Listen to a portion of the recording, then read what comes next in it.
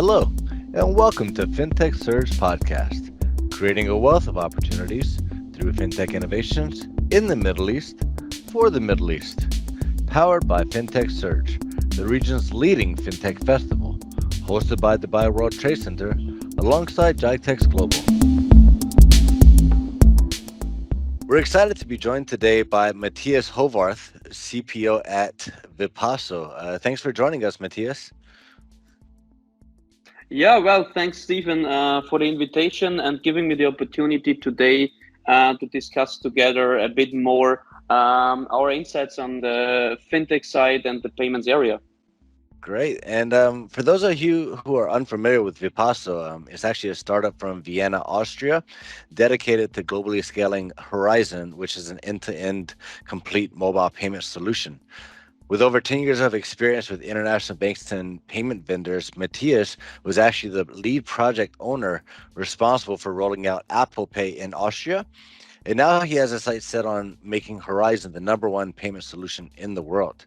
And so, Matthias, thank you for joining us. And one of the things that we always start off these episodes with is, just kind of, could you tell us a little bit about what fintech means to you? Well, really, really good question. And from my side, how I always would define fintech is not this typical definition of a fintech needs to be a starter in the banking and payments area. I really believe to be a fintech, it does not really matter if you're a startup or a well-established enterprise. It's about how you try to innovate to make payments and banking more affordable, more convenient, and at the end of the day, accessible to everyone. So basically, when I mean accessible to everyone, I really mean on a global scale, that we focus as a fintech basically to support everyone globally. And yeah, said this actually, how I would categorize this so-called fintech term, which as we all know stands for financial technology. Basically, I would just define it at four different key areas, which I would highlight as really the most interesting areas nowadays for the fintech area.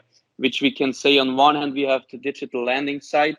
Of course, we have the payments area, which is a quite huge one globally. Then blockchain, and with blockchain, basically, I would not just consider the blockchain technology, but everything around. So all the use cases, including cryptos, including CBDCs, including everything around. So even insurtech, etc. And also then as a fourth pillar, digital wealth management, where there is a lot coming up nowadays on the fintech side. A lot of fintechs providing solutions to support us all together with our wealth management, actually. And well, so why are those four so interesting nowadays? Maybe it's just also that this is about the rapid pace of growth. I think, especially if you look at crypto nowadays, how fast paced, especially this particular pillar is. So, and also if you think about fintechs, is a lot of technology disruption. So meaning here, as said, on the blockchain side, but also on the regulatory challenging side, there is a lot going on, I think, where you can consider yourself to be a part of the fintech area. And just to ramp it up again from my side, for me, again, it's really like not about being a startup, being an enterprise around the financial area. It's really about how you innovate to provide convenient solutions to the customer. Because for me personally, it's all about the customer and provide proper solutions to them.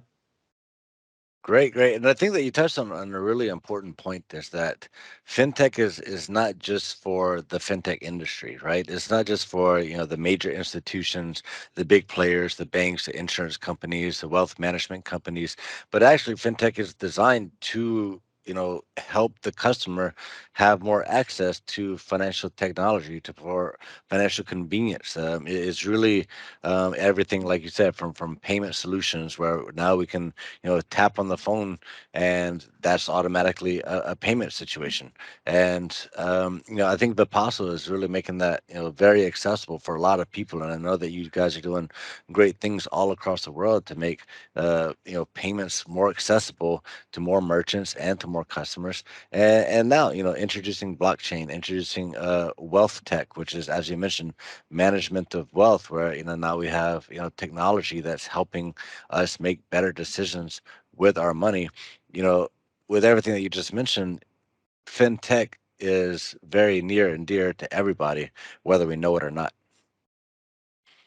Fully agree, and I just remember, and you gave me just now just an idea again. I remember a really nice blog of Chris Skinner I just recently read, and it was really about, and it's really not about fintech versus banks or CBDC versus crypto or whatever you can say. It's really the key will be always choice, and here it's as I said, it's always to be focused on what is the need of the customer, what is the need of us, of the consumers.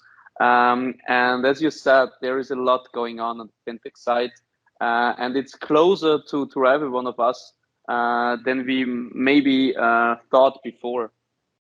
Correct. And I guess it basically comes down to, it is for the customer, and the customer may be the consumers, which is just your everyday person. It may be a business merchant that just wants to somehow make it accessible for their customers to pay them.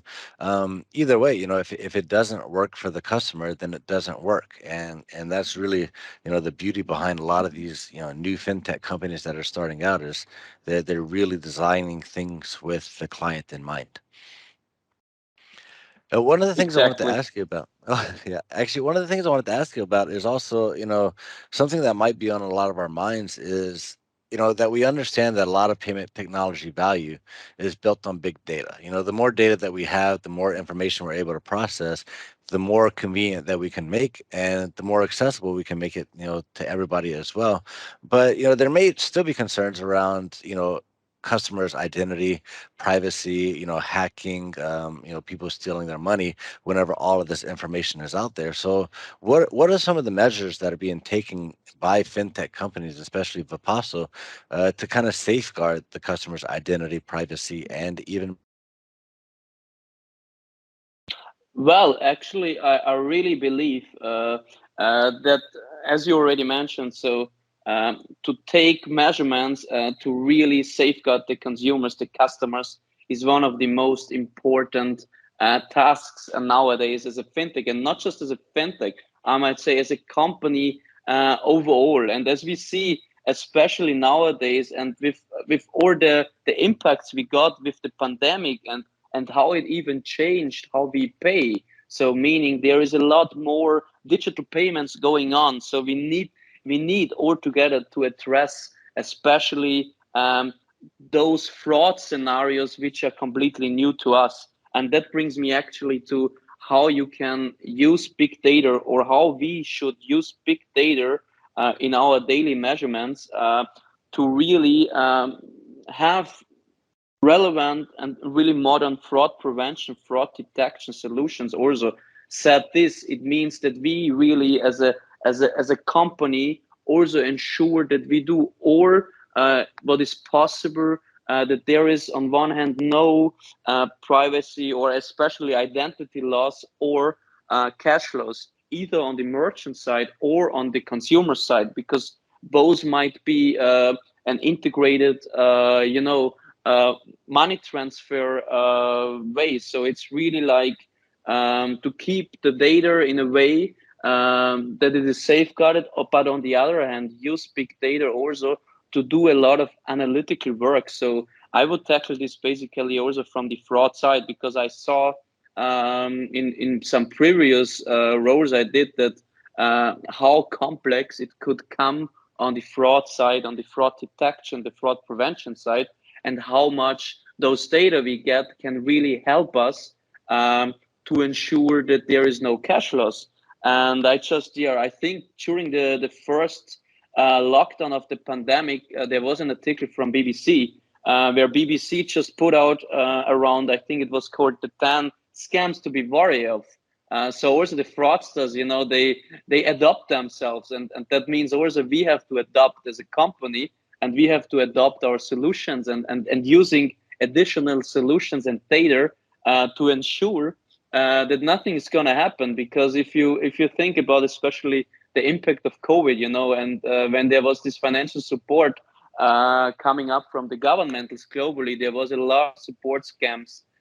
So on this side, there was scamming, especially on the identity side. They wanted to steal your identity to get, of course, then your financial support from the government. And then you had even others like health scams and lockdown scams, and all this, just with one in their mind, and it was just to get your identity, and at the end of the day, of course, get cash out of it. And just said this, I think the most important thing, or the only thing we can do and have to do, is really to invest, even as a startup, as a fintech like Vipasso, into having proper analytical solutions also on the fraud side. Said this, meaning, this classical AI and machine learning driven solutions to really ensure there is no fraud coming up from the merchant side or consumer side, or anyone who is contributing in this whole transaction rails. Great, and that's a great point, and it's a very interesting perspective that you raised. So a lot of times I think we look at big data as having, our data is now out there for anybody that wants to take it and possibly have malicious intentions of it. But if we can actually use that data to create more sophisticated solutions to safeguard identity and privacy and even our money, then actually this data can be very helpful. It's not just there to make a risk, but it's there to actually help companies like Vipasso really improve their safety standards. Yeah, fully agree with you. And as you said, I mean, especially as we are founded in Austria, so European Union, we anyway have to be, aligned with all those PSD2 rules, the GDPR rules. So we even don't store in our solution data which is not relevant for our use cases, and even the data we use are all fully tokenized in the whole payment flow. However, and that's, I think, the most crucial thing is, as you already summarized quite well, is also there's still a lot of data and analytic data available, and why not then use it in a good way? Because on the other hand, the fraudsters, they never sleep. So the fraudsters is anyway 2 steps ahead of us. So we should also keep in mind, okay, what to do to prevent fraud, and what to do to prevent especially cash flows, because fraud gonna happen every day. And the most important thing is how we can prevent it, and how we can detect it, and how we can use the data we get from such scenarios, new fraud scenarios, to get this back into fraud solutions and let them learn out of it. And I think one of the most important things, and there is companies like ECAT, which was acquired, I think, last year from MasterCard, and even other really interesting companies, which is having a lot of data globally, which you can use to analyze actually on the behavior of your consumers, to make better predictions, to make better fraud prevention sites. And I think this is where it also have to go, that we work all together in this, because at the end of the day, it's not that I have a better solution than you, it's how we all together can prevent our customers from cash flows. And I think speaking as a private person, of course, I would like to have the best solution that I don't lose any money. So I might say, Steve, it's the same for you.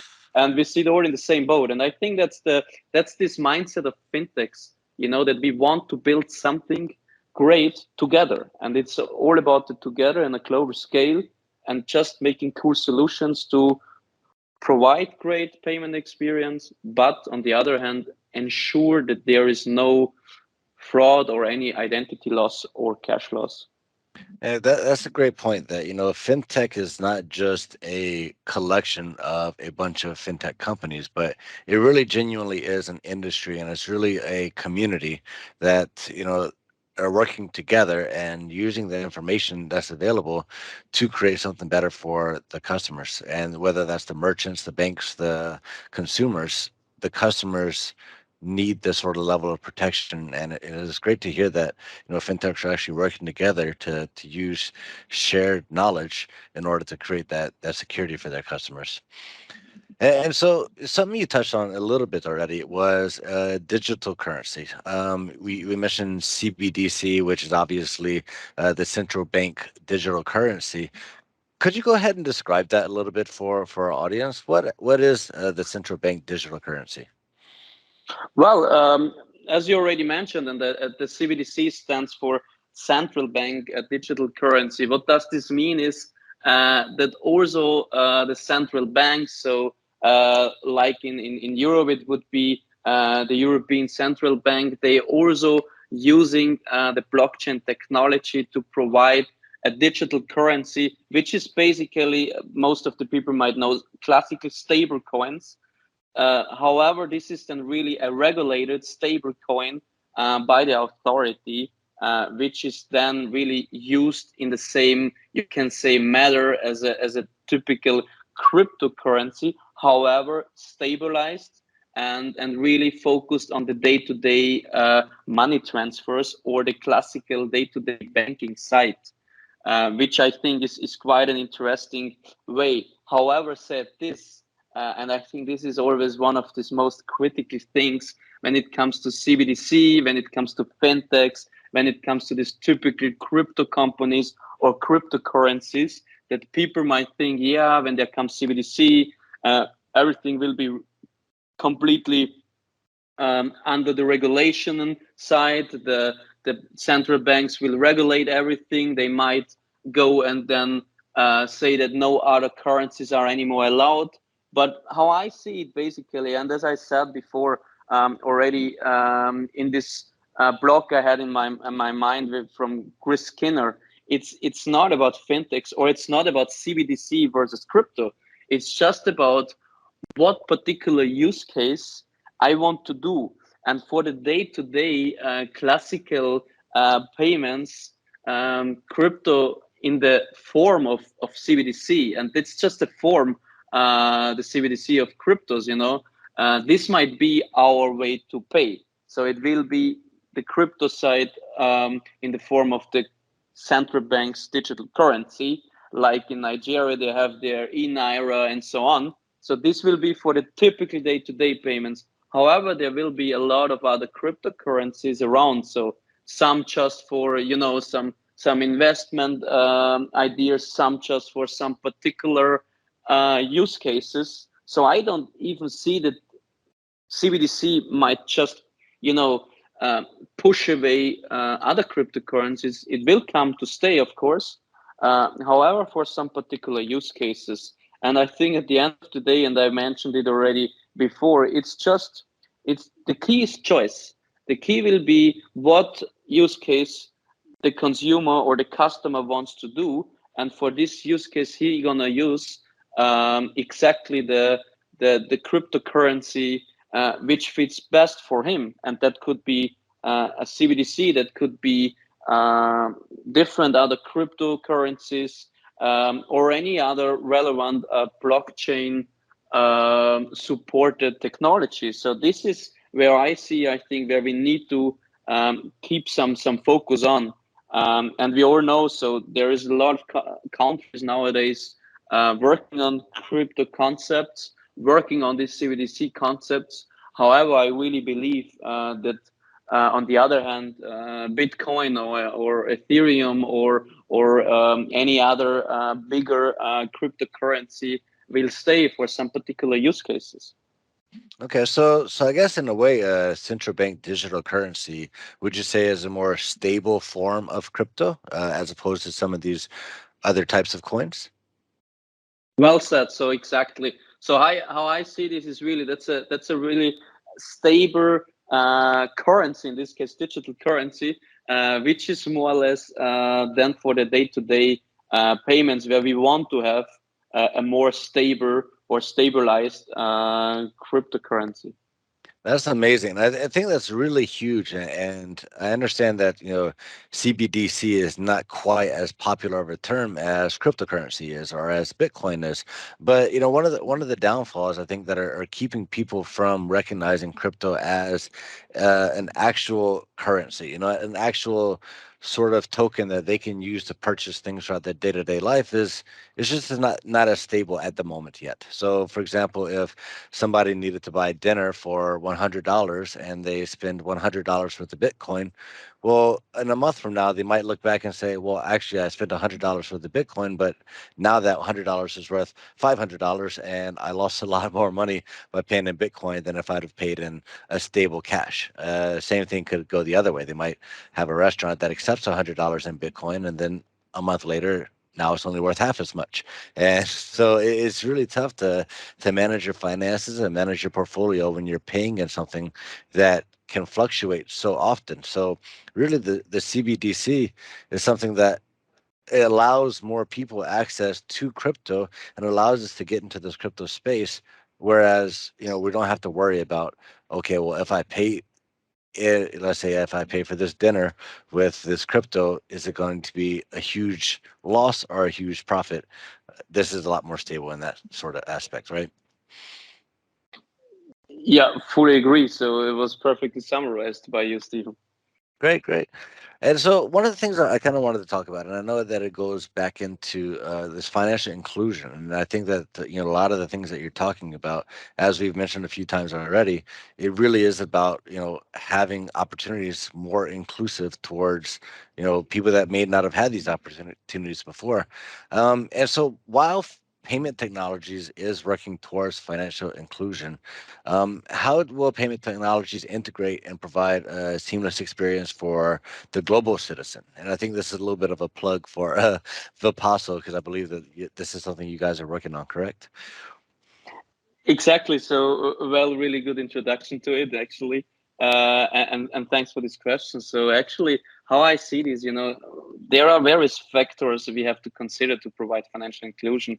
Especially, there is various markets which are not yet fully integrated to modern payment rails.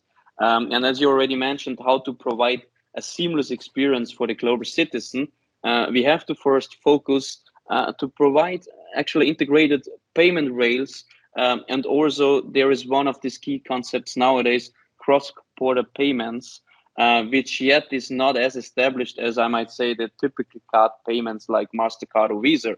However, as long as we don't have this cross-border payment scheme set up in a way that we can provide seamless experience over various different regions or countries, I really think that there is still a lot of gaps on the financial inclusion side. So, and one thing what we are bridging as Vipasso is not directly the cross-border payments. However, what we do is we bridging the gap of supporting on the day-to-day purchasement on brick and mortar sites on the point of sale, to give merchants and consumers the opportunity to easily interact and to easily pay for the goods, and say this is one of the first steps. So it's really like we have to equip everyone with proper solutions, with proper technology, before we can even think about this seamless experience on the global side.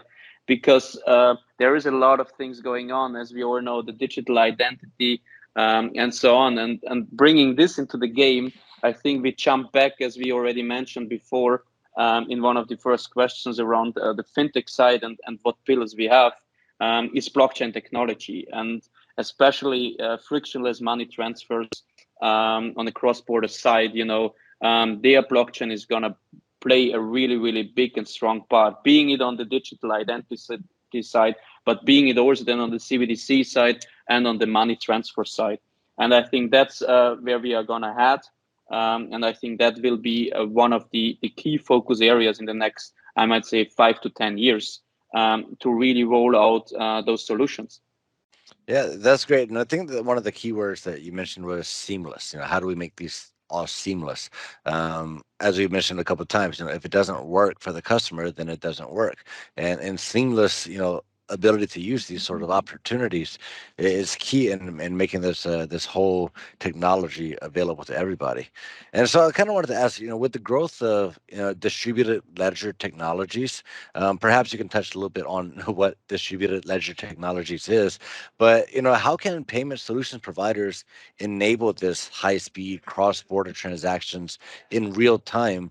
I guess across the globe, when there's so many different steps and so many different things that need to be approved, kind of on the back end. How is it that we can enable this in real time across borders?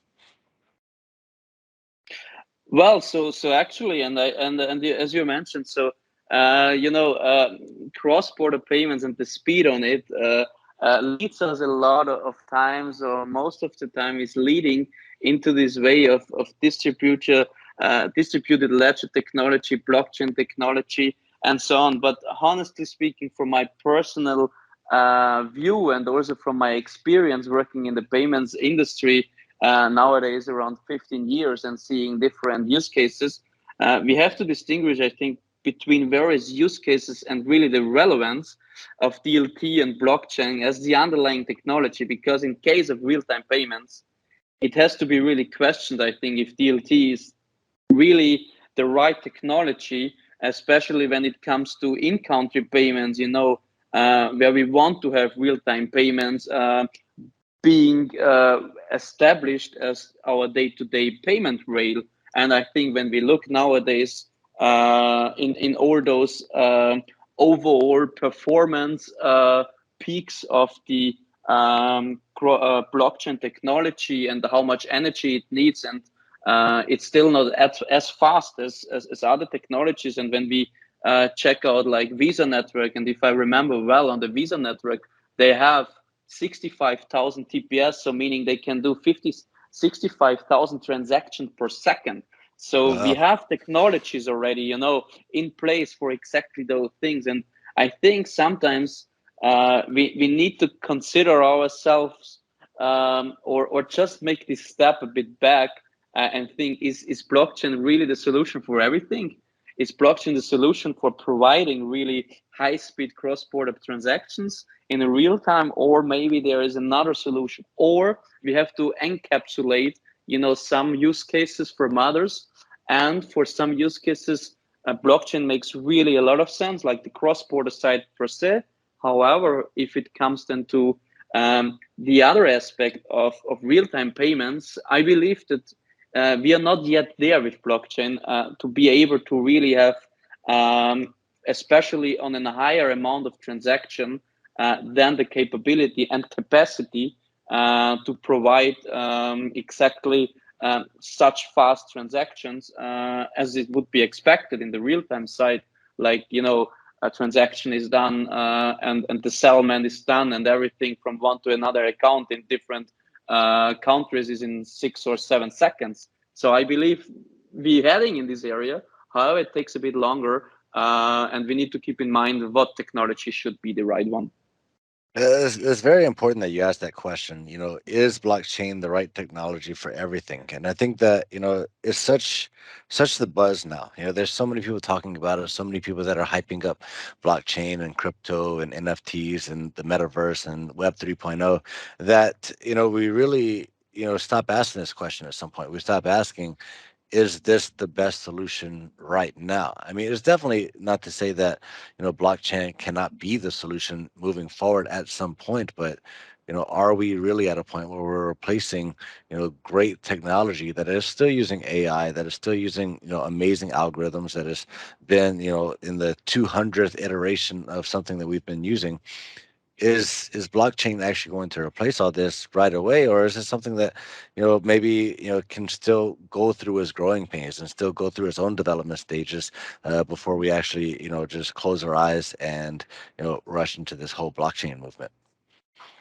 Yeah, fully agree, and we need to keep in mind. I mean, people is trusting those, as I mentioned, those big networks for their payments, like Mastercard, Visa, Dinos, or name them. So it's really like Just in this particular case, we have to consider that the consumer also need to trust what we as a fintech or what the banking industry is doing before you can really adopt it on the mass market.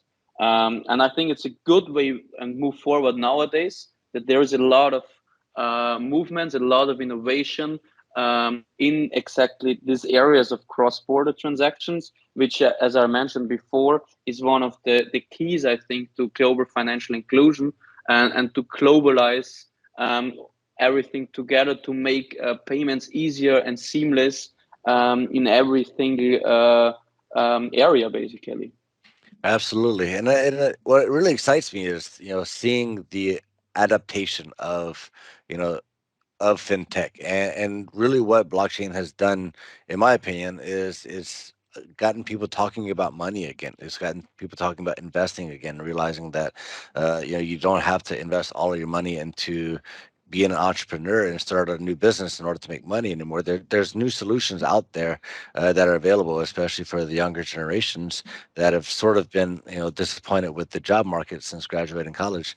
So now that we're seeing so much more about fintech and about blockchain and NFTs and metaverse in the news, and it seems like every other day there's a new fintech innovation. What, in your opinion, what do you think is the role that the Middle East is playing in the investments of payment solutions? I guess within the Middle East and to the global market. Well, that's a really good question, and honestly, I even had an experience in one of my last roles with one of really interesting innovations happening and coming out from the Middle East. Actually, when you see like this e-dirham initiative from the Ministry of Finance from UEA, so it's actually something quite interesting. What is happening, like not just building a payment system, but really also focus on various different use cases to provide advanced integrated payment features to the citizen and bring the citizen actually into the middle of this or basically into the main role where the solution is built around. And I think this is also shown that there is a lot of innovation happening, especially strongly citizen and customer focused. And I mean, also from what I see and how interesting also the regional locationing of Middle East is as a door basically to Africa and also to Southeast Asia. I think there is a lot of potential on various different value propositions coming up, being it decentralized finance like DeFi, going back to blockchain in this case, but also financial inclusion, especially financial inclusion in Africa and in Southeast Asia. And I think therefore Middle East will be definitely the fintech hub for those particular regions. And again, I think financial inclusion will be the key part in this way. And yeah, I think quite interesting time coming up for Middle East in this particular fintech areas. I think you said it. I mean, Middle East being the fintech hub is really what I believe that the leaders of the UAE are striving for. And as we all know from the UAE, especially when our leaders have their heart set on something, it tends to go through. They've really broken a lot of records. They've really done a lot of great things within the 40 something years that the UAE has been a country, and we're very proud to be here. We're very proud to be hosting the FinTech Surge event at the Dubai World Trade Center. And I thank you for your time, Matthias. I mean, I think that you've really touched on a lot of things that we really don't get to hear a lot of. You're questioning things that may just be hype. You're questioning things that may be going forward, and it's really exciting to see that it doesn't have to just be what you read in the headlines, but you're actually paying attention to how is this affecting the end user, how is this affecting customers, consumers, merchants, and banks alike. And it's really refreshing to hear some of your points of view. Stephen, thanks a lot for the opportunity and also thanks a lot for the audience. And yeah, thanks so much. Thank you for listening. Subscribe for all the latest updates on fintech in the Middle East and join the conversation over on our social channels. We look forward to seeing you at Fintech Surge at Dubai World Trade Center from October 10th through October 13th. I'm Stephen Besse, and this has been the Fintech Surge podcast, creating a wealth of opportunities.